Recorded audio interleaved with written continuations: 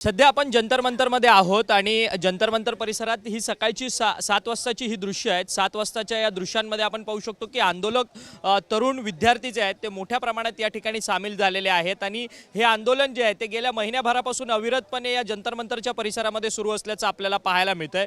सातत्याने सरकारकडनं सीजेपी अर्थात कॉकरोच जनता पार्टीच्या प्रवक्त्यांना जे आणि अधिकृत लोकांना जे आहे ते चर्चेसाठी बोलवलं जातंय, परंतु या सगळ्या आंदोलनाचा तोडगा जो आहे तो निघताना पाहायला मिळत नाही। खरं तर 3 मागण्या या सगळ्या आंदोलकांच्या होत्या, परंतु त्यातली धर्मेंद्र प्रधान जे केंद्रीय शिक्षण मंत्री आहे त्यांचा राजीनामा या संदर्भात होताना पाहायला मिळत नाही। या सगळ्या संदर्भात बातचीत करण्याकरता आपल्यासोबत आशुतोष जी आहेत जे कॉकरोच जनता पार्टी के प्रवक्ते आहेत।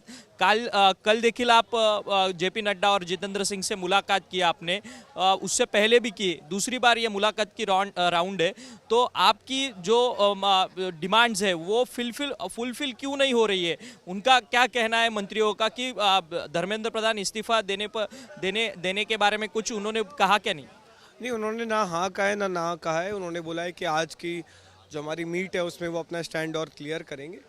हम लोगों ने बहुत स्टार्टिंग से बोल रखा है कि धर्मेंद्र प्रधान का इस्तीफा इज़ नॉन नेगोशिएबल, इस्तीफा उनको देना ही होगा, उसके बिना हम लोग यहाँ से उठने वाले नहीं हैं। आज कितने बजे आपको फिर से बातचीत के लिए बुलाया गया? दिन में बुलाया है 3:30-4 बजे के आसपास। जो भी डिटेल्स होंगी वो हम आपके साथ शेयर कर देंगे। बट ये जो कुछ भी आंदोलन जो हो रहा है, मतलब यहाँ पर जंतर मंतर पे जो आंदोलन हो रहा है उससे भी बढ़िया आंदोलन महाराष्ट्र मुंबई में हो रहा है। वहाँ पर दोनों ठाकरे बंधुओं ने पूरे जोर शोर से इस आंदोलन को पूरा अपना सपोर्ट दिया है।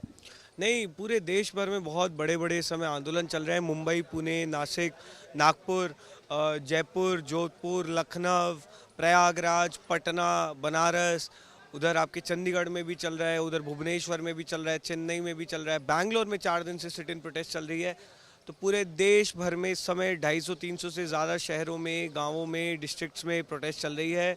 सरकार को ये बात समझनी होगी कि ज़मीन उनके पाँव के नीचे से खिसक रही है।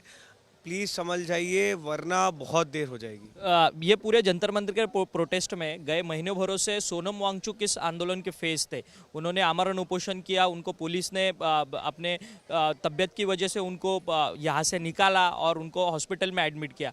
बट 2 दिन पहले उन्होंने अपना उपोषण जो है वो तोड़ दिया था जेपी नड्डा के कहने से। उसके बारे में बहुत सारी पॉलिटिकली अभी बातें सामने आ रही है कि उन्होंने क्यों तोड़ा, कैसे तोड़ा। तोड़ते तो यहाँ जंतर मंतर के आंदोलनकर्ताओं को वहाँ पर लेकर जाना चाहिए था उन्होंने उपोषण तोड़ने के लिए। ये सारे जो बातें हो रही है इसको सुनकर आपको क्या लग रहा है? नहीं, देखिए, आप सोनम वांगचुक जैसे व्यक्ति के उन पे सवाल उठाएंगे तो उससे ज़्यादा शर्मनाक कुछ हो नहीं सकता है। उस व्यक्ति ने 26 दिन इस देश के भविष्य के लिए भूख हड़ताल की है। अपनी जान जोखिम में डालने से ज़्यादा बड़ी बात क्या हो सकती है? और लास्ट में भी वो कॉम्पनसेशन और लीगल केस ना हो इसको लेकर सरकार पे लगातार दबाव बना रहे थे। ऐसे व्यक्ति पर सवाल उठाने का कोई मतलब तुक ही नहीं है। कल उन्होंने भी एक वीडियो जारी किया था। आशुतोष जी, एक लास्ट क्वेश्चन।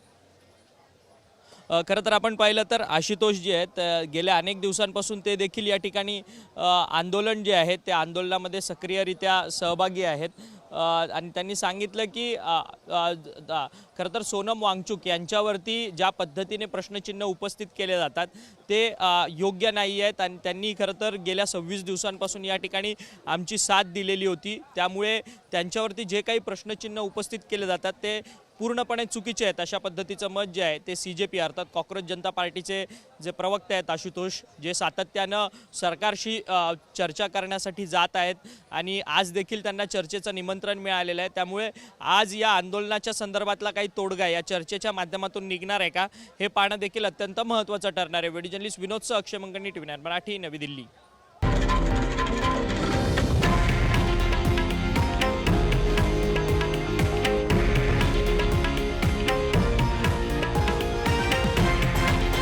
हे आहे देशातील नंबर 1 न्यूज नेटवर्क आणि आपण पाहत आहात TV9 मराठी, एकमेव।